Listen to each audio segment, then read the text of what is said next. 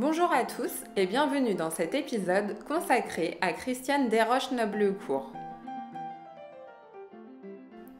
Mais qui était cette femme ?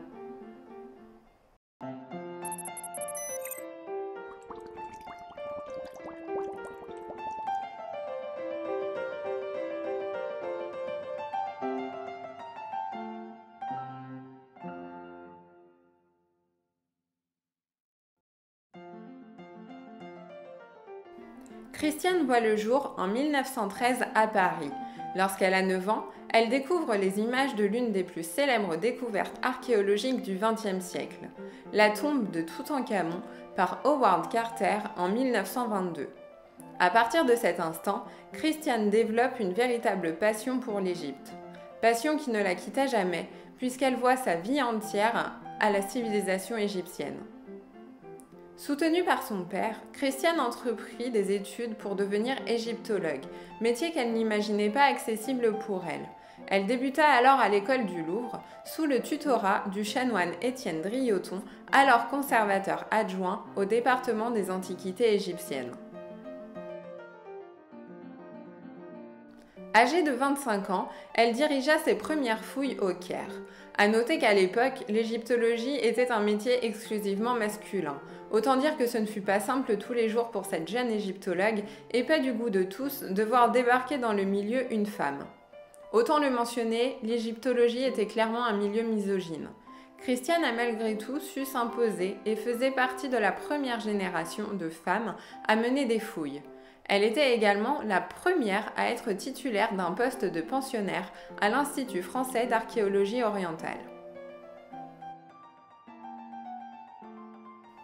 En 1954, alors chef du département des antiquités égyptiennes du Louvre, elle a la connaissance du projet de construction d'un barrage sur le Nil à Assouan à l'initiative de Nasser.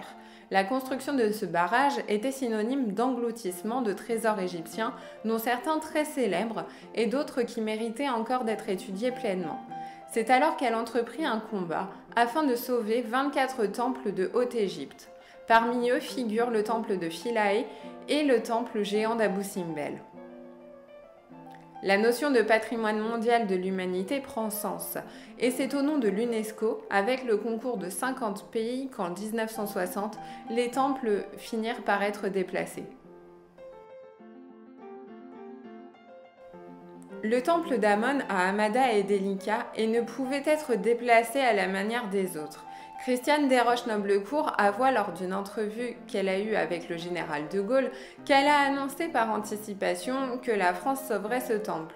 Cet aveu ne fut pas du goût du général qui lui demanda comment elle avait osé engager la France sur ce terrain sans en demander l'accord auprès du gouvernement.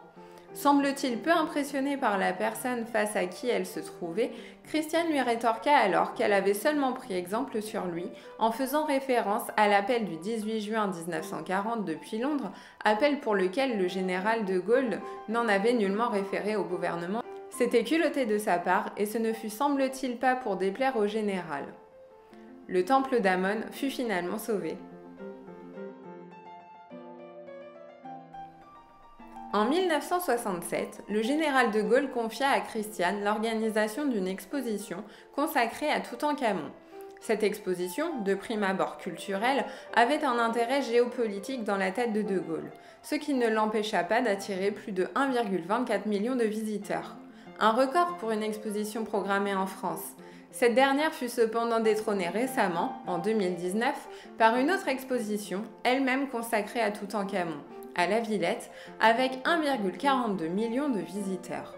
Même l'exposition récente au Louvre consacrée à Léonard de Vinci n'a pas su surpasser Toutankhamon. Elle a attiré 1,1 million de visiteurs.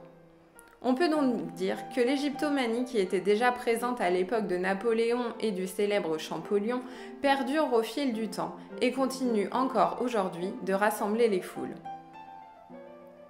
Christiane Desroches-Noblecourt s'éteint en 2011 à l'âge de 93 ans, laissant derrière elle de nombreuses découvertes. Elle est à l'origine notamment de l'exploration de la vallée des Reines et de l'étude d'une centaine de tombes en compagnie de Christian Leblanc, célèbre égyptologue du CNRS. c'est Christiane Desroches-Noblecourt qui fait placer le pyramidion en haut de l'obélisque de la Concorde. Elle laisse derrière elle de nombreux ouvrages, dont certains qui sont consacrés à Ramsès II ou encore à la reine Hatshepsut, seule pharaon. Nul doute que Christiane Desroches-Noblecourt révolutionna l'égyptologie et déclencha de nombreuses vocations, tant chez les jeunes filles que chez les jeunes garçons.